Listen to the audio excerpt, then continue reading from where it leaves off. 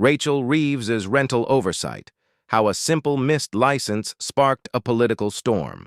What happened? How she rented the house without a license. 1.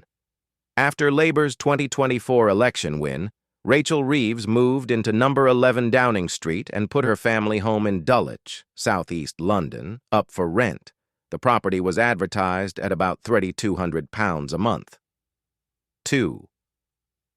The Dulwich area of the London Borough of Southwark falls inside a selective licensing scheme. That scheme requires landlords in certain streets areas to obtain a license from the council before letting a property. The license costs are modest. Reports cite around £945, and the license is intended to ensure basic safety and management standards. 3. Reeves says she used a letting agency and was unaware the property was subject to selective licensing. She has admitted she did not obtain the required license before the flat was let. The omission was reported in the press and then acknowledged by Reeves. Actions. Rachel Reeves took after the omission came to light. Once the issue was reported, Reeves told the Prime Minister and the Parliamentary Ethics Office accepted it was an error, publicly apologized, and said she had applied for the correct license. She described the breach as an inadvertent mistake. What the real, legal, practical consequences could be: 1.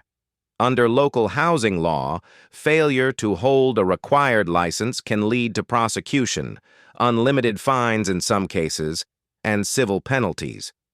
News reports also flag that, depending on enforcement decisions, there is a possibility of being required to repay rental income. Some coverage suggested a theoretical exposure of tens of thousands of pounds. But penalties are frequently reduced where the breach is self-reported and remedied promptly. 2. In this case, there has been no immediate criminal prosecution reported. The main practical consequence so far has been the reputational and political fallout. Criticism from opposition parties and media scrutiny. Enforcement action by the council could still be possible in principle, but as of the reporting, there has been no public announcement of a prosecution. What the Prime Minister did. On. Keir Starmer met with Reeves, took advice from the independent advisor on ministerial standards, Sir Laurie Magnus, and decided not to open a formal investigation, saying Reeves's apology and prompt action to correct the position made further investigation unnecessary. He described the breach as regrettable, but treated the apology as a sufficient resolution. 2. The PM's decision has drawn criticism from opposition politicians, who have called for an investigation or for Reeves to be sacked, and prompted debate about consistency with past standards enforcement decisions. What the actual rules are in the London Borough of Southwark here is a detailed breakdown of the Rachel Reeves rental license issue, with the relevant rules from London Borough of Southwark Council, Southwark, and how they apply. 1. Southwark's Selective Licensing Scheme. Southwark states, selective licensing is needed by all other privately rented properties in our selective licensing delegations not covered by mandatory or additional licensing. 2.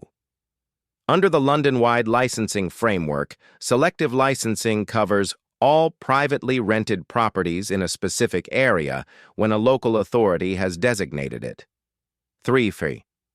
The selective license is required even if the property is let to a single household, i.e., not a multi-occupancy HMO, as long as it lies in the designated area. Areas and dates of application.